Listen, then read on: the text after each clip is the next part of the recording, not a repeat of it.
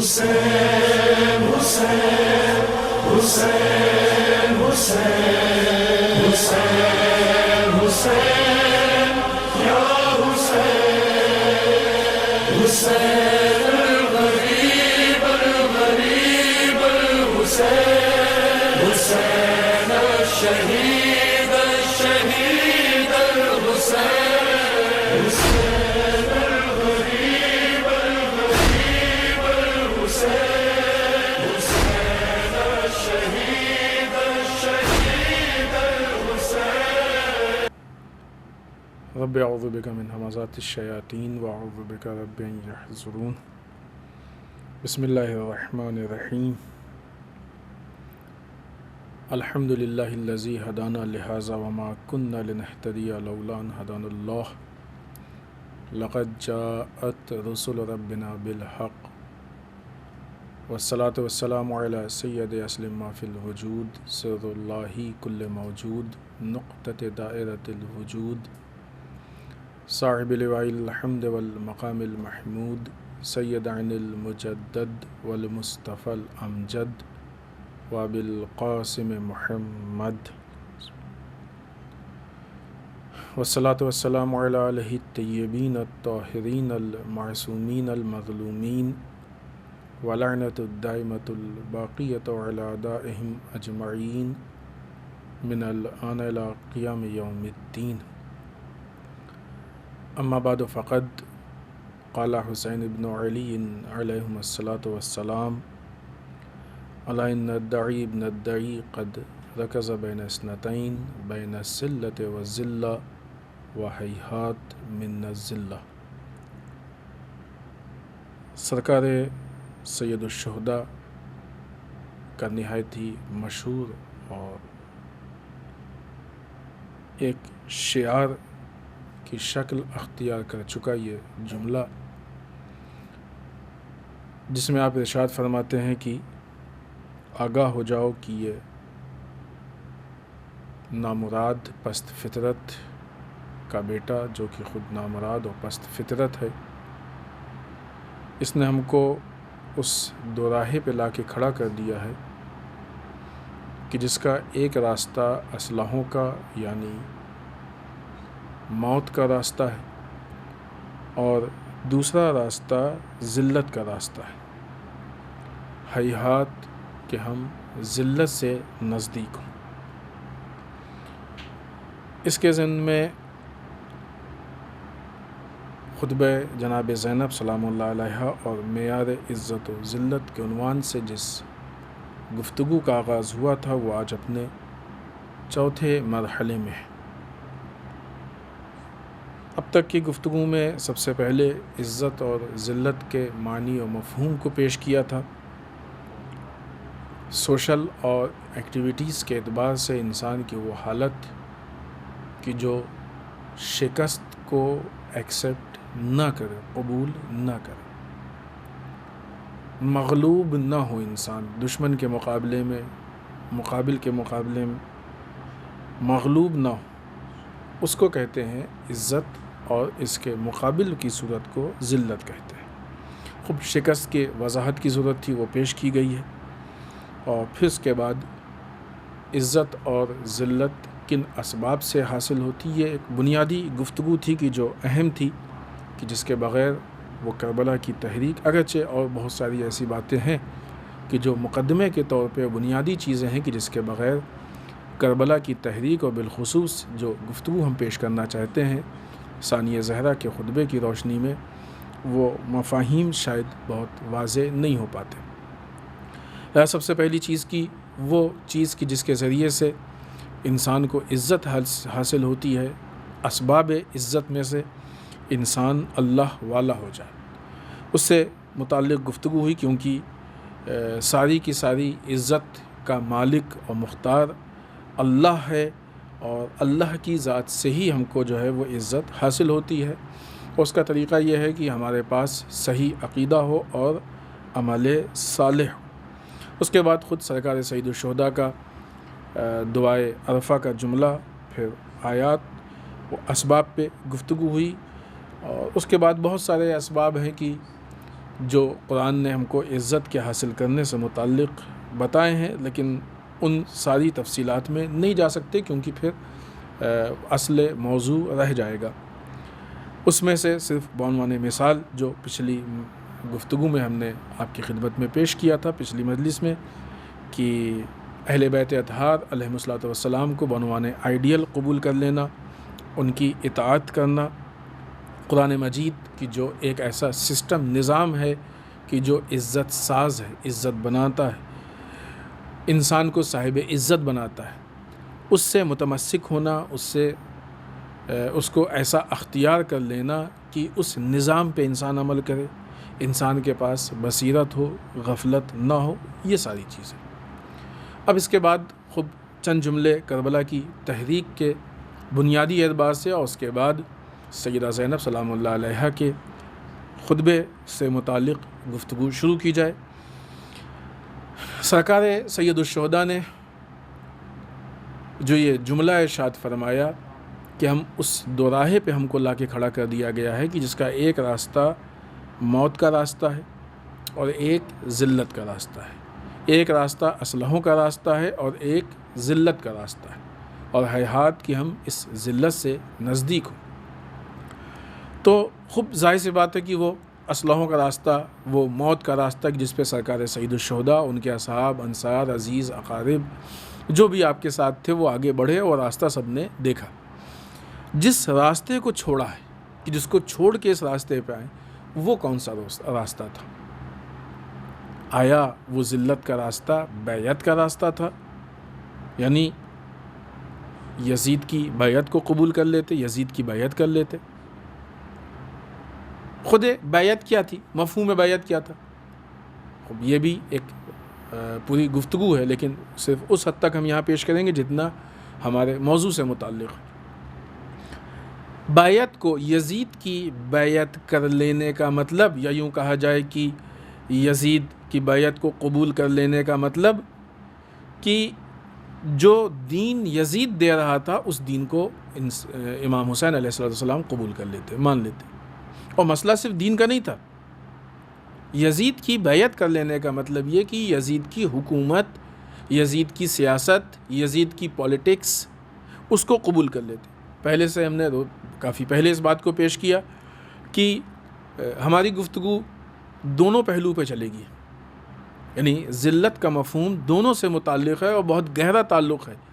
جو انسان دین اور دین کے سسٹم و نظام پہ عمل کر رہا ہے اس سے متعلق بھی ہے، اور جو انسان کے سامنے پولیٹکس، حکمران، سیاست مدار افراد جو نظام و سسٹم ہے اس سے بھی متعلق ہے۔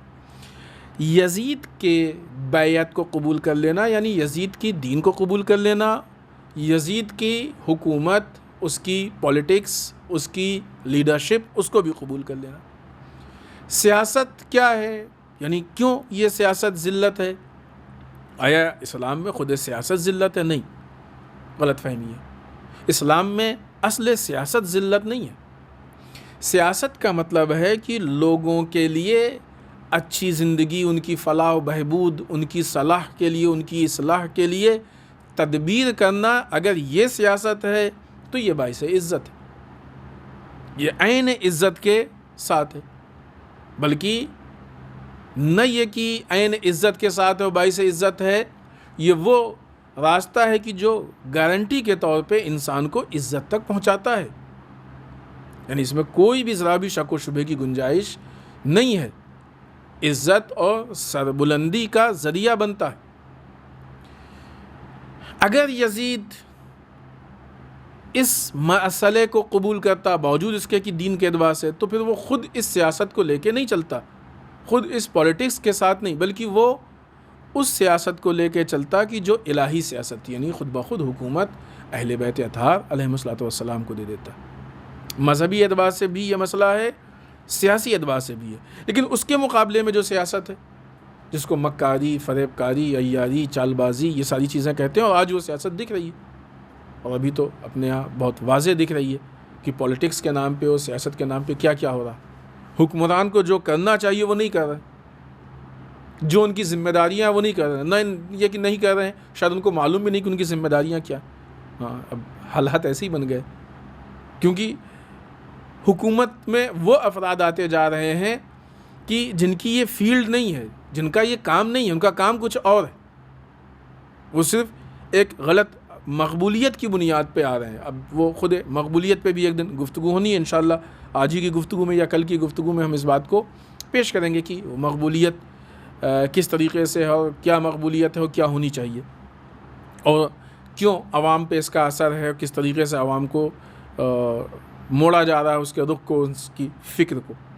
لہٰذا یہ جو فریب کاری اور باطل اور غلط سیاست ہے، یہ باعث ذلت ہے. جو بھی اس پولیٹکس کو لے کے چلتا ہے وہ بھلے ہی حکومت اور تخت حکومت پہ کیوں نہ ہو، لوگ اس کی واہ واہی کر رہے ہوں، لوگ اس کی ہاں حضوری کر رہے ہوں، میڈیا اور چینلز اس کے تعریف اور گن گا رہے ہوں، لیکن وہ ذلیل ہے کیونکہ وہ ٹریک سے باہر ہے، غلط راستے پہ چل رہا ہے.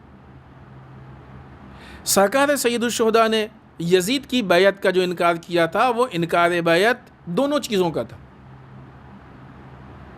صرف دین سے متعلق نہیں تھا انکار بیعت، وہ انکار بیعت یزید کے دین کے خلاف بھی تھا اور یزید کی پولیٹکس اور حکومت کے خلاف بھی تھا.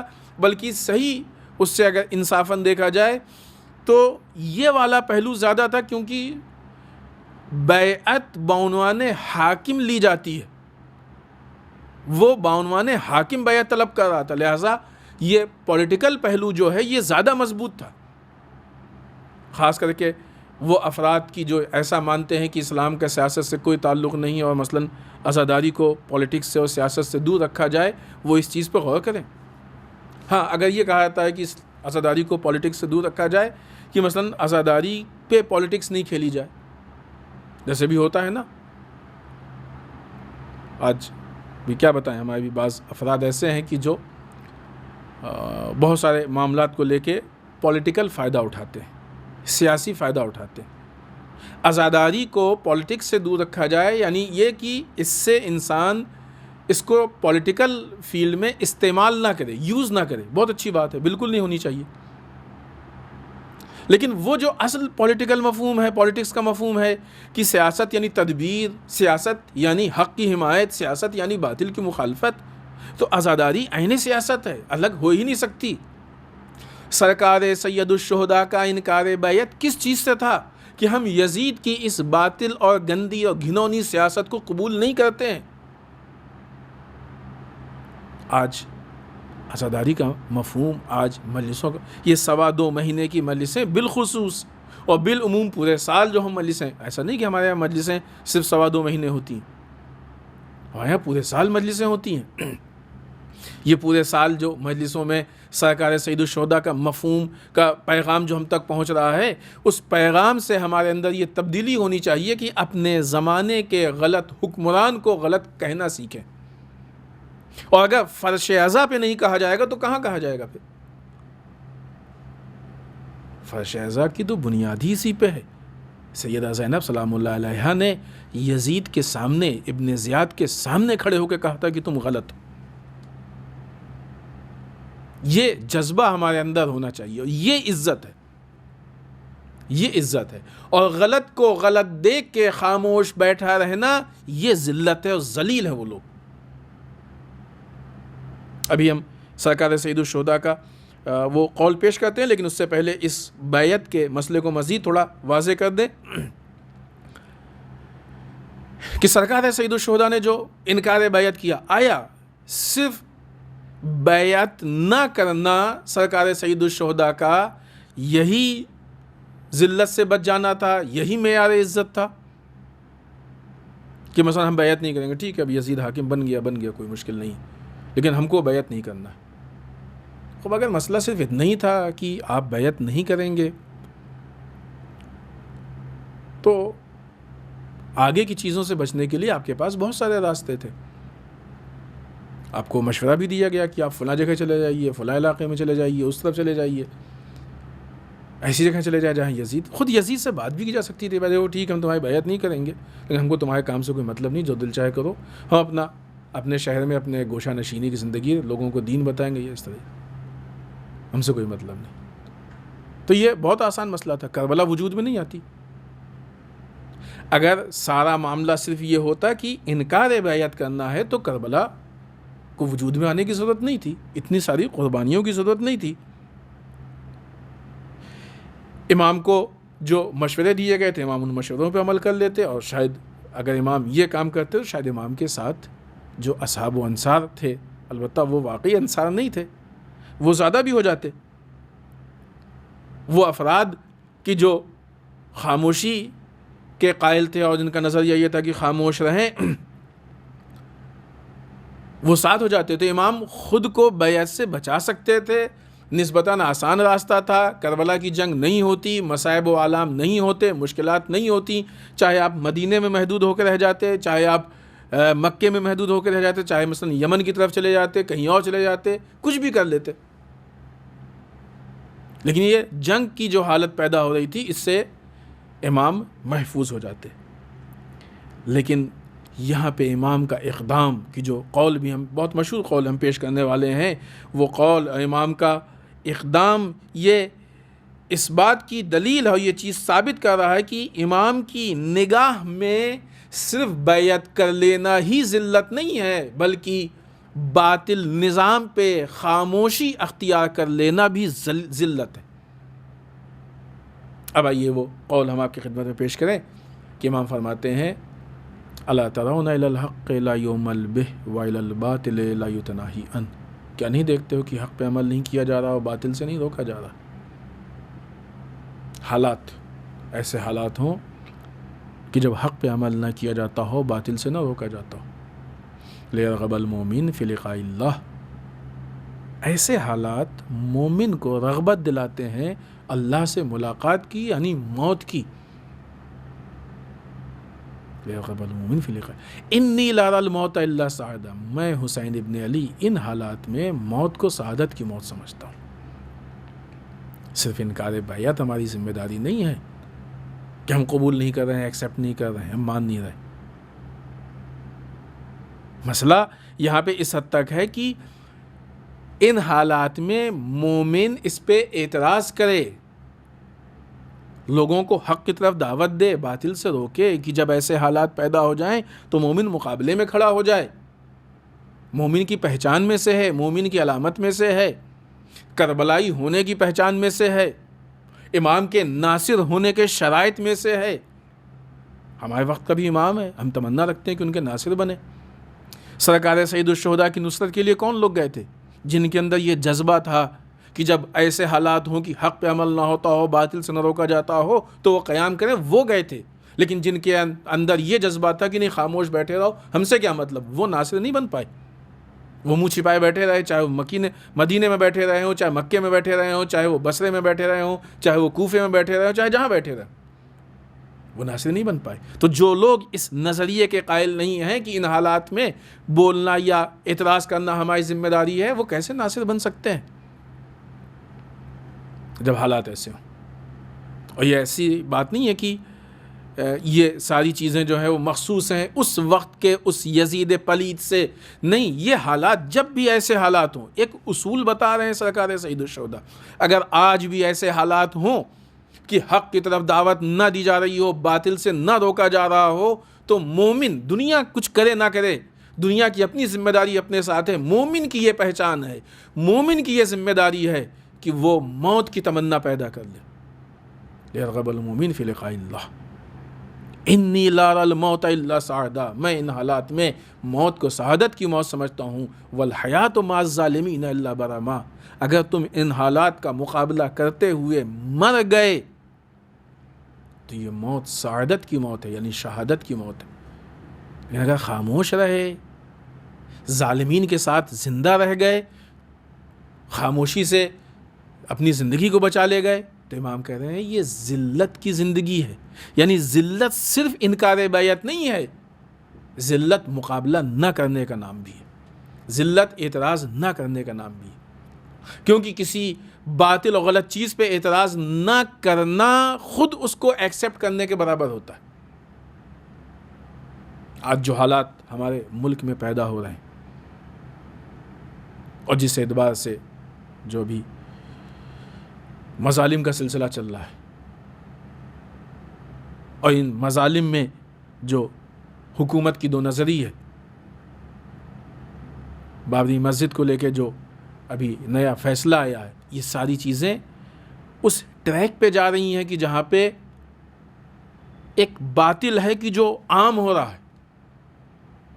ایسی صورت میں مومنین کی کیا ذمہ داری ہے؟ اور بالخصوص ان کے ذلیل ہونے میں تو ذرا بھی شبہ نہیں ہے کہ جو ایسے باطل حکمران کی چاپلوسی کر رہے ہیں، چاہے وہ کسی بھی شکل میں ہو۔ یہ کوئی نہیں کہہ سکتا کہ مثلا خطرہ ہے اور ظلم ہے، یہ نہیں، اس سے زیادہ خطرات آ چکے ہیں، اس سے بڑے ظالمین آ چکے ہیں۔ اور اپنی ذمہ داری کو محسوس کریں۔ کربلا ہمارے یہاں صرف تاریخ کا واقعہ نہیں ہے، کربلا ہمارے یہاں تحریک ہے۔ تاریخ کا واقعہ اگر صرف ہوتا ہے تو انسان سن کے خاموش بیٹھ جاتا ہے، لیکن جب تحریک ہوتی ہے تو اس کا حصہ بننا پڑتا ہے۔ یا تو ہم اگر کربلا سے متعلق ہیں تو حصہ بن کے ساتھ میں آگے بڑھیں، تحریک میں شریک ہوں، ورنہ ہمارا حصہ نہ بننا یہ ثابت کر دے گا کہ ہم اس سے لا تعلق ہے، الگ ہے، ولو ہم اس کا کتنا نام لیں۔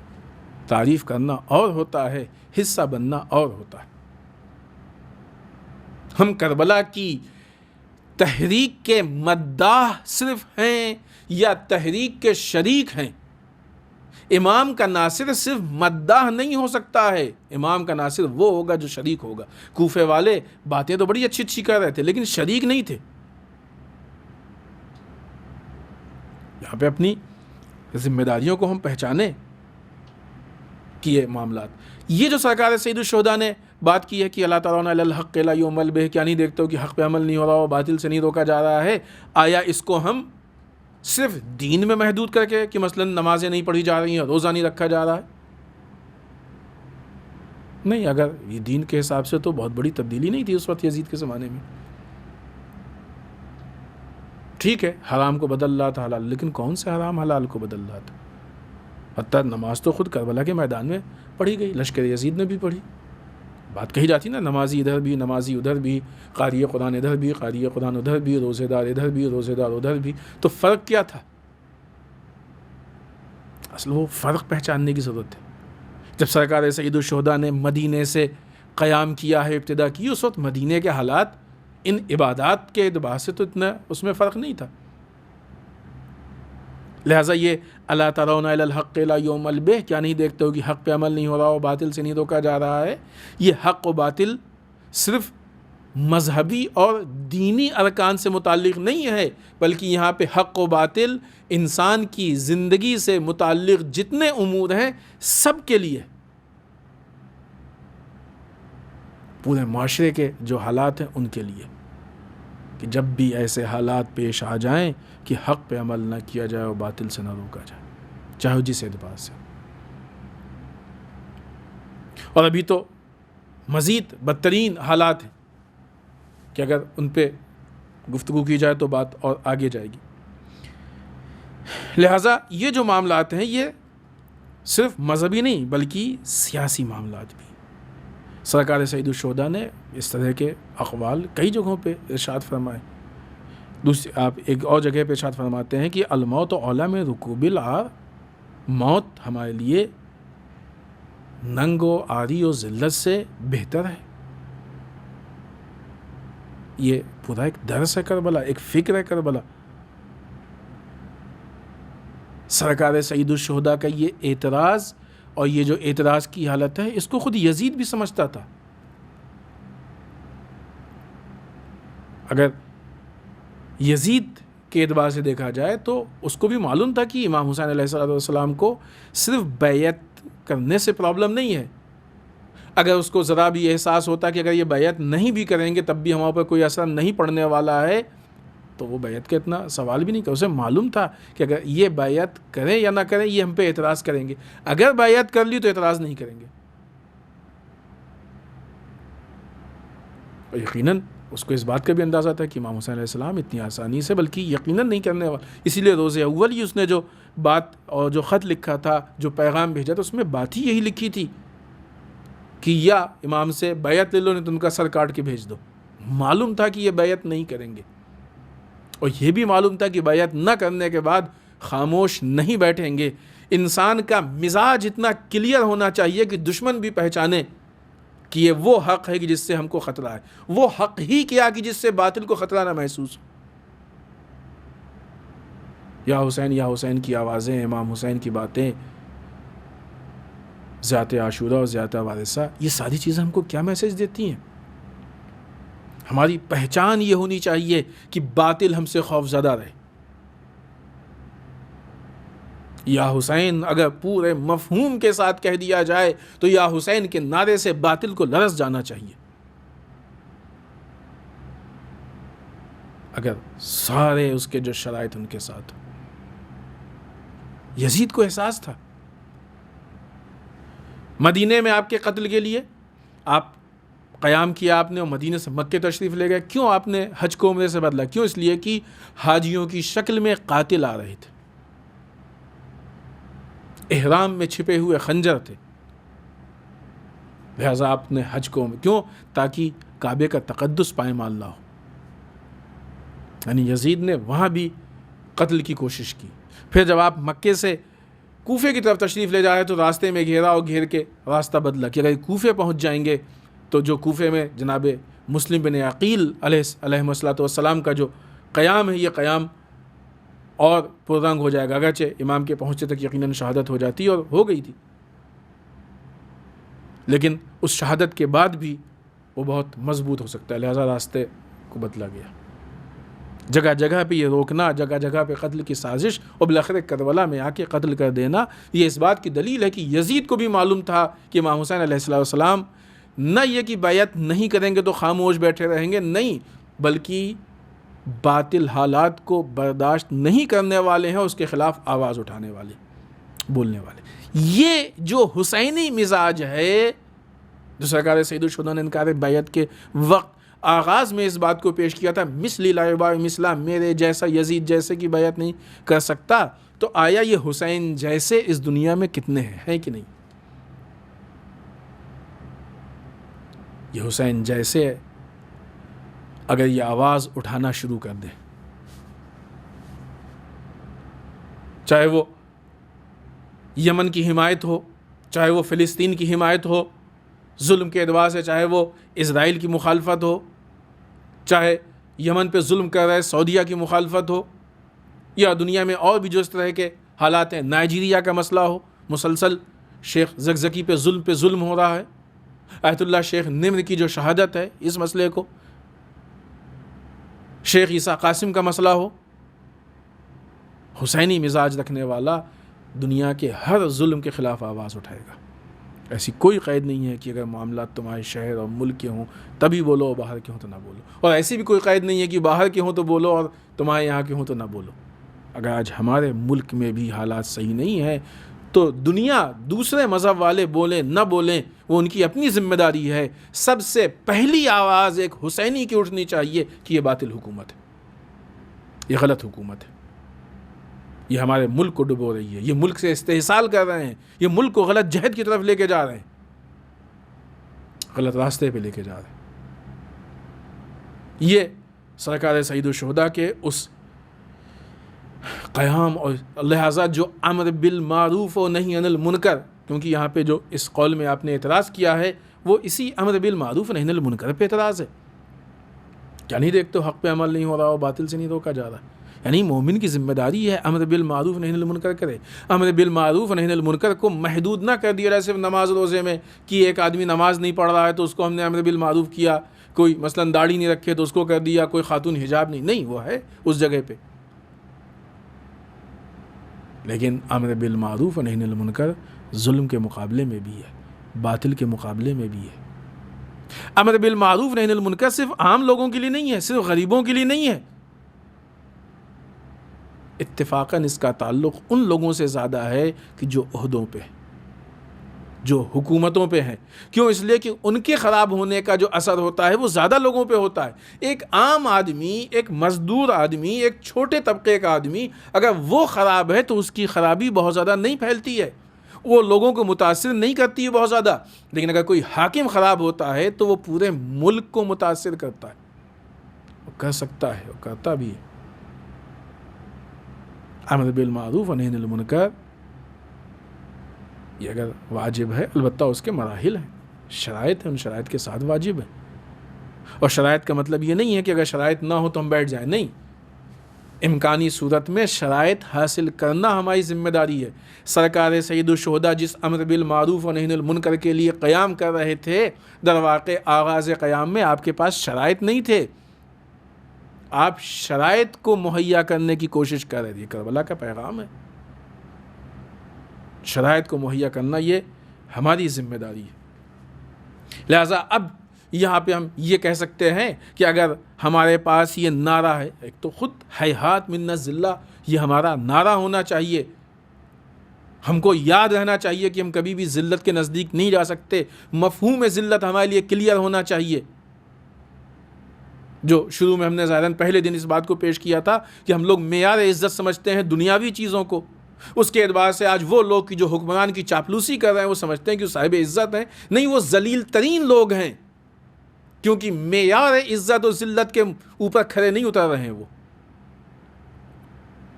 معیار عزت و ذلت کے متعلق اس کے مطابق اگر غلط لوگ ہیں تو اس پہ اعتراض کرنا ہماری ذمہ داری ہے، اور یہی معیار عزت.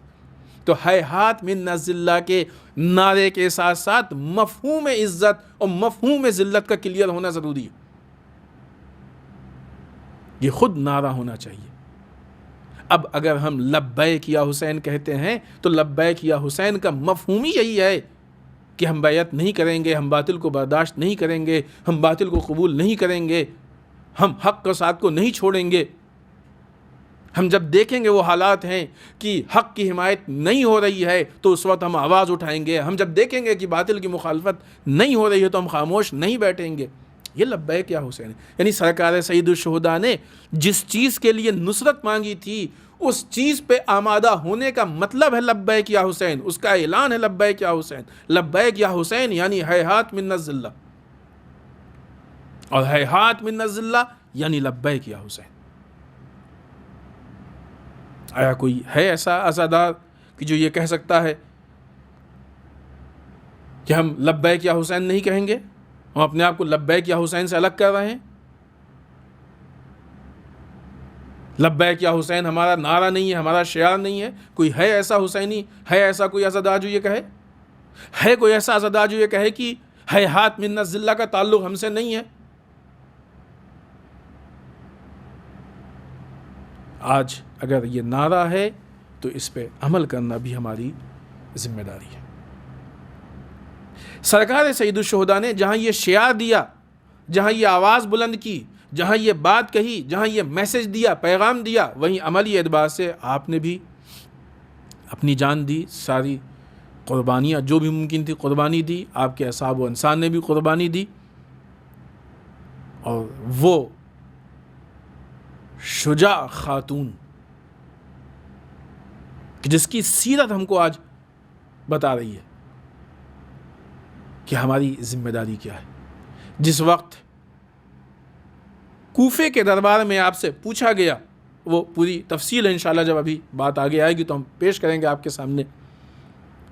وہ ایک خاص مقصد تھا عبید اللہ ابن زیاد کا، جس کے تحت چاہتا تھا کہ ثانیہ زہرا سلام اللہ علیہا کو اپنے بھائی کی شہادت اور لاشیں اور جنازے اور مصائب و آلام یاد آئیں تاکہ حوصلے پست ہوں. لیکن کیا کہنا وہ حوصلے بلند حوصلے کہ اتنے سارے مصائب و آلام کے باوجود بھی وہ حالت بھی انشاءاللہ ہم پیش کریں گے. خطبے سے پہلے ان حالات کا سمجھنا اہم ہے. ان حالات میں جب اس نے ابن زیاد نے آپ سے پوچھا، آپ سے کہا کہ تم نے دیکھا کہ اللہ نے تمہارے بھائی کے ساتھ کیا کیا ہے، تو خاتون کہتی ہے ما رأیت الا جمیلہ. اے زیاد کے فرزند، ہم نے جو بھی دیکھا ہے اللہ کی طرف سے سوائے خوبصورتی اور جمال کے کچھ نہیں. کربلا کی تحریک کا مطلب یہ نہیں ہے کہ انسان صرف دنیاوی ویلوز کو بچا لے جائے. کربلا کی تحریک کا مطلب یہ ہے کہ انسان نظام الہی کے عمل کو بچا لے جائے. لہٰذا کربلا والے کتنی بھی یزید کوشش کرے اس نظام الہی سے ان کو الگ نہیں کر پا رہا تھا. قربانی دینی پڑی، قربانی دے لینا. کوئی انسان دنیا میں کوئی چھوٹی موٹی چیزیں بھی اس کو لینی ہوتی، اس کے پیچھے 4 قربانیاں دینی پڑتی. بغیر قربانی کے کچھ نہیں حاصل ہوتا ہے. جتنی بڑی چیز ملتی ہے اتنی بڑی قربانی دینی پڑتی ہے. جتنا بڑا مقصد ہوتا ہے اتنی بڑی قربانی دینی پڑتی ہے. کربلا والوں نے بتا دیا کہ یہ اہم ترین مقصد ہم کو حاصل کرنا ہے، لہٰذا بڑی اور بزرگ ترین قربانی دے کے ہم اس مقصد کو حاصل کریں گے. اب اس قربانی کے دینے کے بعد جو مقصد تھا، اگر وہ مقصد باقی رہ جائے تو اس سے زیادہ خوبصورتی کیا ہوگی، اس سے زیادہ کمال کیا ہوگا، اس سے زیادہ اچھائی کیا ہوگی. کیا کہنا اس خاتون کا، ما رائے تو اللہ جمیلہ. سرکار سید الشہداء کی سیرت پہ عمل کرنے والے، سیرت کو اپنانے کی کوشش کرنے والے جب بھی وہ ایسے حالات دیکھیں کہ بدترین حالات پیش آ جائیں تو ان حالات میں خاموشی ذلت ہے، ضلالت ہے، اور اس کے خلاف آواز جب اٹھائیں گے تو قربانی دینی پڑے گی. اس معرفت کے ساتھ آواز اٹھائیں. اور اگر قربانی دینی پڑی تو یہ قربانی دے دینا کوئی پرابلم نہیں ہے، مشکل نہیں ہے. یہ جمال ہے، یہ خوبصورتی ہے. یہ ثانیہ زہرا سلام اللہ علیہا، سیدہ زینب سلام اللہ علیہا کا میسج و پیغام ہے ہمارے لیے. لہذا انسان جو اسلامی اور الہی اقدار اور ویلوز ہیں ان کو پہچاننے کی کوشش کریں کہ جن چیزوں کو بچایا ہے. ثانیہ زہرا سلام اللہ علیہا نے دونوں دربار کی بات ہے، آئے گی انشاءاللہ وضاحت سے. بھی وہ گفتگو آج سے شروع ہوئی، وضاحت سے وہ بات پیش ہوگی. دونوں دربار میں یہ عبید اللہ ابن زیاد جو گورنر تھا اور کوفے کا حاکم تھا، اس کے سامنے کھڑے ہو کے برابر سے جواب دیا، اور اتنا مدلل دلیل کے ساتھ جواب دیا کہ ابن زیاد شرمندہ ہوا. واقعی پھر وہ جو حقیقی ذلت تھی اس کا اس کو احساس کرنا پڑا. اور اسی طریقے سے شام میں یزید کے سامنے کھڑے ہو کے جواب دیا، اور یہ مقابلے میں ان ظالم جابر حکمران کے مقابلے میں کھڑے ہو کے جواب دے کے آپ نے بتا دیا کہ ظالم حکمرانوں سے نہ عورتوں کو ڈرنا چاہیے نہ مردوں کو ڈرنا چاہیے. ایک ایسی خاتون کہ جو اتنی ساری مصیبتوں کو دیکھ چکی ہے، لاشوں پہ لاشوں کو دیکھ چکی ہے، جس کے اپنے گود کے پالے اپنے بیٹے قتل ہو چکے ہیں، شہید ہو چکے ہیں، بھوکی ہے، پیاسی ہے، بچوں کو بھوک و پیاس سے بلکتا ہوا دیکھ چکی ہے. عزیز ترین اور نزدیک ترین عزیز و اقارب شہید ہو چکے ہیں، اسیری کا عالم ہے، رسن بندھی ہوئی ہے، سفر سے آئی ہے، دربار میں حاضر کیا گیا ہے، نائب محرموں کا مجمع ہے، اسیروں کی طریقے سے کھڑا کیا گیا ہے. ان سارے حالات کے باوجود وقت کے حاکم کی آنکھ میں آنکھ ڈال کے اس کے مقابلے میں اتنا مضبوط جواب دینا، یہ ایک ہمارے لیے میسج ہے کہ کتنے بدترین اور سخت ترین حالات کیوں نہ پیش آ جائیں، اگر حسینی ہو تو کبھی ظالم حکمران سے ڈرنا مت. یہی تمہاری عزت ہے. اور اگر ڈر کے خاموش ہو کے بیٹھ گئے تو تم ذلیل ہو، تمہاری ذلت. چاہے وہ گورنر کا دربار ہو، یعنی حاکم کے نمائندے کا دربار ہو، چونکہ وہ سسٹم تھا حاکم کا، ابھی وہ آج کا سسٹم نہیں ہے منسٹر اور چیف منسٹر والا، اور چاہے وہ خود اصل حاکم کا دربار ہو. لہٰذا امام خمینی نے بڑا خوبصورت جملہ کہا ہے جناب زینب سلام اللہ علیہا کی اس کوشش کے لیے، یا یوں کہا جائے کہ آپ کی سیرت کے لیے، کہ یزید کے مقابلے میں ثانیہ زہرا سلام اللہ علیہا کا کھڑا ہونا اور اس طریقے سے یزید کی تحقیر کرنا، یہ حالات بنی امیہ نے پوری زندگی میں نہ اس سے پہلے دیکھا تھا نہ اس کے بعد دیکھا. اصلاً پوری زندگی میں تصور نہیں کر سکتے تھے وہ کہ کوئی ان کی ایسی تحقیر بھی کرے گا. اس کے لیے انسان کے اندر حسینی جذبہ ہونا چاہیے، اور یہ حسینی جذبہ ہونا ہی کافی ہے. کبھی بھی یہ تحقیر بنی امیہ نے نہیں سوچی تھی، نہیں سنی تھی. اور جو ظلم و ستم، جو مصائب و آلام، جو حالات بنی امیہ کی حکومت میں تھے، اس کی مثال ملنا مشکل ہے۔ ورنہ اگر انسان حکومت کی چاپلوسی کر کے اپنی جان کو بچائے لے رہا ہے تو اس کو پھر ذلت کے علاوہ کیا کہا جائے گا؟ امام کی اصطلاح میں، امام کی زبان میں یہ ذلت ہے۔ در واقع ثانیہ زہرا کا یہ قدم کہ دربار میں جا کے اور کلیئر ایک دم ان کے حالات پہ بات کریں، یہ آج بھی اس چیز کی ضرورت ہے۔ اس کا ایک بہت بڑا اثر جو ہوتا ہے وہ یہ کہ حکمران اپنی غلط چیزوں کی وجہ سے عوام کے دل میں مقبولیت پیدا کر لیتے ہیں۔ اس نقطے کو سمجھیں، یہ جو ہم نے شروع میں کہا بھی تھا کہ آج یا کل پیش کریں گے، تو کسی حد تک ہم آج پیش کر دیں، بہت زیادہ وقت نہیں بچا ہے، تھوڑا سا اشارہ کر دیں۔ حکمران غلط چیزوں کی وجہ سے عوام کے دلوں میں مقبولیت پیدا کر لیتے ہیں۔ جب مقبولیت پیدا کر لیتے ہیں، عوام ان کو قبول کر لیتی ہے، تو اس کی بنیاد پہ پھر وہ حاکم بنتے ہیں۔ شام والے یزید یا یزید جیسوں کو اس لیے حاکم مانتے تھے چونکہ یزید نے وہاں مقبولیت پیدا کی تھی۔ اس مقبولیت کے پیچھے ایک بہت بڑا راز یہ تھا کہ اہل بیت کے خلاف نگیٹو پروپیگنڈا وہاں پہ بہت زیادہ کیا گیا تھا، جو جھوٹا پروپیگنڈا تھا۔ اس وقت کا میڈیا اپنے حاکم کے ہاتھ بکا ہوا تھا، لہٰذا ذلیل ترین حرکت کر کے، جھوٹ بول کے لوگوں کے درمیان حاکم کو مقبول بنا رہا تھا۔ اور یہاں پہ کوفے میں بھی ابن زیاد نے اس طرح کام کیا تھا۔ ثانیہ زہرا سلام اللہ علیہا نے اپنے خطبات میں کوفے والوں میں چونکہ بزدلی اور اس طرح کی چیزیں تھیں، لہٰذا اس پہلو پہ گفتگو کی۔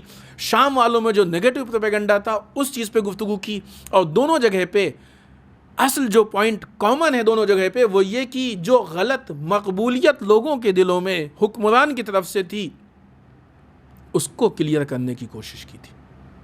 آج کے بھی یہ جو باطل حکمران ہے، اور یہی وجہ ہے کہ اس وقت چونکہ حکمران کا معیار یقیناً امام کے معیار بہت بلند تھا، حکمران کا اصلا کوئی مقابلہ نہیں، امام حسین علیہ السلام اور یزید کا کوئی مقابلہ۔ لیکن سوچیے، سوچنے کی چیز ہے کہ امام حسین علیہ السلام کے ہوتے ہوئے، جو کہ حکومت کے لیے مناسب بھی تھے اور حقدار بھی تھے، الہی نص اور دلیل بھی موجود تھی، ان کے ہوتے ہوئے لوگ یزید کو کیوں حاکم مان رہے تھے؟ اس کی وجہ یہ تھی کہ لوگوں کے معیار کو اتنا پست کیا گیا تھا کہ لوگ ان کے اندر بصیرت نہ ہو، غافل رہیں، تاکہ وہ کم ترین کو ہی بہتر سمجھے۔ یہ بہت بڑی پالیسی اور سازش ہے اپنی حکومت چلانے کے لیے۔ جھوٹ بولا گیا تھا لوگوں کے سامنے تاکہ حکومت باقی رہے، لوگوں کے سامنے غلط چیزیں پیش کی گئی ہیں تاکہ لوگ قبول کریں، ایکسیپٹ کریں حکومت کو۔ خوب اس کے لیے پھر میڈیا سے سہارا لیا گیا، ان چہروں سے سہارا لیا گیا کہ جو مثلا بظاہر مذہبی چہرے تھے، در واقع تو نہیں تھے، جن کی قوم میں ایک حیثیت تھی، ایک شخصیت تھی، ایک حالت تھی، ان سے سہارا لیا گیا۔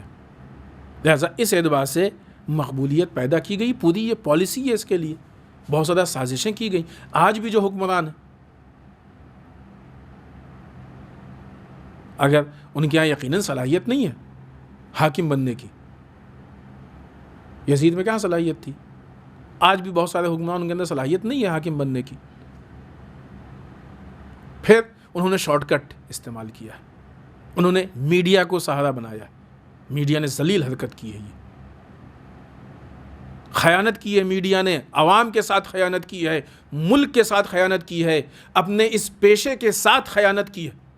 میڈیا کا کام یہ نہیں ہے کہ جھوٹ بولے اور پیسوں کی بنیاد پہ غلط لوگوں کو صحیح بتائے، خائن ہے میڈیا۔ آج جس کو ہم بعنوان حاکم دیکھ رہے ہیں، کب اس کے اندر حکومت کی صلاحیت تھی اور کس بنیاد پہ اس کو حکومت کے لیے سوچا گیا ہے؟ آج لوگ اعتراض کر رہے ہیں کہ ظلم ہو رہا ہے، جگہ جگہ پہ ریپ ہو رہا ہے، جگہ جگہ پہ لوگوں کے ساتھ ناانصافی ہو رہی ہے، تو آپ نے اس کو حاکم دیکھا ہی کس بنیاد پہ؟ ناانصافی کی ہی بنیاد پہ اس کے حاکم ہونے کا تصور ذہن میں آیا ہے لوگوں کے۔ اور جو لوگ بھی اس کو بعنوان حاکم دیکھ رہے تھے، بعض اوقات پہلے الیکشن سے پہلے کی بات ہے کہ اطراف میں بھی بعض ایسے افراد تھے جو کہتے تھے کہ نہیں صاحب وہ تو اچھے افراد ہیں، اچھی پارٹی ہے، ووٹ دینا چاہیے.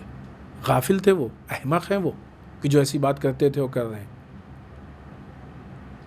گجرات کے ظالمانہ بربریت اور دنگے کی بنیاد پہ یہ طے ہوا تھا کہ اس انسان کو مثلاً پی ایم ہونا چاہیے. تو اب جب اس معیار پہ ہم یہ طے کریں گے حاکم ہونا چاہیے تو اس سے کس بات کی ہم امید رکھ سکتے ہیں؟ کون سی صلاحیت تھی؟ کون سا اس کے پاس ایسا بہت بڑا تمغہ تھا اور بہت بڑی اس کے پاس صلاحیت تھی؟ نتیجہ یہ ہوا کہ آج جو بھی یہ گاڑی چل رہی ہے وہ انہی لوگوں کی بنیاد پہ چل رہی ہے کہ جو فکر کے اعتبار سے پست ہے، جو غافل ہے. میڈیا کی خیانت اس میں شامل ہے. نتیجہ کیا ہو رہا ہے؟ افراد ذاتی فائدے تو اٹھا رہے ہیں لیکن ملک کا نقصان ہو رہا ہے. ملک دن بدن خطرے میں جا رہا ہے. ملک کے مالی حالات اچھے نہیں ہیں، ملک کے سیاسی حالات اچھے نہیں. فوج کے اعتبار سے باوجود اس کے کہ ہمارے پاس اتنا اچھا پاور ہے، اتنی مضبوط فوج ہے، لیکن غیر ملک ہماری طرف سینہ تان کے کیسے دیکھ رہے ہیں؟ کیوں ایسا ہو رہا ہے؟ اس لیے کہ جس کے ہاتھ میں باغ ڈور ہے اس کے یہاں صلاحیت نہیں پائی جا رہی. ایسے حالات میں ہماری اپنی ذمہ داری کیا ہے؟ لہٰذا یہ جو حالات پیش آتے ہیں یہ استقبال والے حالات کی مقبولیت پیدا ہو جائے. یہ مقبولیت عوام کے معیار کو پست کر کے پیدا کی جاتی ہے. عوام کا علمی معیار، عوام کا فکری معیار، عوام کے لوگوں کے سوچنے کی قوت کو، سوچنے کی صلاحیت کو سلب کیا. اس وقت بھی یزید نے یہی کیا تھا. آج کے یہ باطل حکمران چاہے یہاں ہوں یا کسی ملک میں ہوں یہی کر رہے ہیں. لوگوں کے معیار کو پست کر رہے ہیں تاکہ وہ حق و باطل کے فرق کو ہی نہ محسوس کر سکے، ان کے اندر یہ شعور ہی نہ پیدا ہو. لہٰذا آپ دیکھیں کہ سب سے زیادہ سپورٹ کرنے والے وہ لوگ ہیں کہ جن کے پاس لاجک نہیں ہے، جن کے پاس شعور نہیں ہے. کبھی تھالی بجانے لگتے ہیں، کبھی ٹارچ جلانے لگتے ہیں، کبھی کچھ کرنے لگتے ہیں، کبھی کچھ. یہ خود ان کے شعور کی دلیل ہے کہ کس حد تک شعور ہے، کتنا شعور ہے ان کے اندر. اور شاید وہ لوگ بھی دکھانا چاہتے ہیں کہ دیکھو جس ملک میں اتنے احمق ہوں اس ملک میں ہماری حکومت کو کون چیلنج کر سکتا ہے. لیکن سن لیں کہ جتنے بھی ہیں یہ بہت کم تعداد ہے. ملک کی پاپولیشن اس سے کہیں زیادہ ہے. اور الحمدللہ اب لوگوں کی آہستہ آہستہ آنکھ کھل رہی ہے، لوگوں میں بصیرت پیدا ہو رہی ہے، غفلت سے بیدار ہو رہے ہیں اور آواز اٹھا رہے ہیں. اور سب کی ذمہ داری ہے کہ اس باطل حالت کے خلاف آواز اٹھائے، ورنہ وہ ذلت کی زندگی گزار رہا ہے. ملک کو بچانا، ملک کے وجود کو محفوظ رکھنا، اس کی حیثیت کو، حالت کو باقی رکھنا، یہ ہر ملک میں رہنے والے کی ذمہ داری. جو روز نئے نئے حالات اور نئی نئی چیزیں پیدا ہو رہی ہیں، کبھی رائٹس ہوتے ہیں، کبھی فیلنگس ہوتی ہے، کبھی کچھ ہوتا ہے، کبھی کچھ ہوتا ہے. یہ یوں ہی نہیں ہے، کسی مقصد کے تحت ہوتا ہے. بہرحال آج کی گفتگو کو ختم کریں کیونکہ بہت زیادہ وقت نہیں ہے. ثانیہ زہرا سلام اللہ علیہا نے بھرے دربار میں مجمع کے سامنے کھڑے ہو کے جن چیزوں کی بنیاد پہ یہ غلط مقبولیت تھی ان چیزوں کا جواب دیتے ہوئے یزید کے اور ابن زیاد کے چہرے سے نقاب کو کھینچ لیا. اور وہ انشاءاللہ آہستہ آہستہ واضح. آج ہم لوگوں کی بھی ذمہ داری ہے کہ جو غلط پروپیگنڈے ہیں ان حقیقتوں کو لوگوں کے سامنے پیش کریں. ثانیہ زہرا سلام اللہ علیہا کی سیرت پہ عمل کرنا یہ ہم سب کی ذمہ داری ہے. اور اگرچہ اس دربار میں مختلف جہات سے ثانیہ زہرا کے جذبات پہ حملہ کرنے کی کوشش کی گئی. ایک واقعہ اور یہی مصائب، یہ واقعہ کوفے سے متعلق بھی روایات میں ملتا ہے اور شام سے متعلق بھی ملتا ہے، نہیں معلوم کوفے کا ہی ہے یا شام کا ہی ہے، ہو سکتا ہے دونوں جگہ کا۔ روایت میں ہے کہ دربار میں ثانیہ زہرا تھی، شہداء کا سر لایا گیا، ایک تشت میں سرکار سید الشہداء کا سر رکھا تھا، سامنے حاکم بیٹھا تھا، اس کے ہاتھ میں ایک لکڑی کی چھڑی تھی، اس چھڑی سے سرکار سید الشہداء کے سر کی بے حرمتی کر رہا تھا۔ بہت سخت مرحلہ ہے، نہیں معلوم کس حد تک ہم کو اس سختی کا احساس ہو۔ آپ کے اس چھڑی کے ذریعے آپ کے سر سے وہ کھیل رہا تھا، حتیٰ اس چھڑی کے ذریعے کبھی آپ کے لبہ مبارک کو ہٹاتا تھا، کبھی آپ کے دندان مبارک میں چھڑی کو مس کر چھلاتا تھا، آپ کے سر کی توہین کر رہا تھا۔ شاید اس کا یہ مقصد ہو کہ جو اسیر ہیں ان کے جذبات پہ حملہ کیا جائے۔ روایت میں ہے کہ اسی مجمع میں ایک صحابی رسول بیٹھے ہوئے تھے، ایک مرتبہ ان سے برداشت نہیں ہوا، کھڑے ہو گئے، کھڑے ہو کے ڈانٹا کہ کیا غضب کرتا ہے تو، یہ نواسہ رسول کے سر کی توہین کر رہا ہے، ان کے ہونٹوں کی توہین کر رہا ہے، ان کے دانتوں کی توہین کر رہا ہے، اس چھڑی سے تو ان کے ہونٹ اور دانت کے ساتھ کھیل رہا ہے۔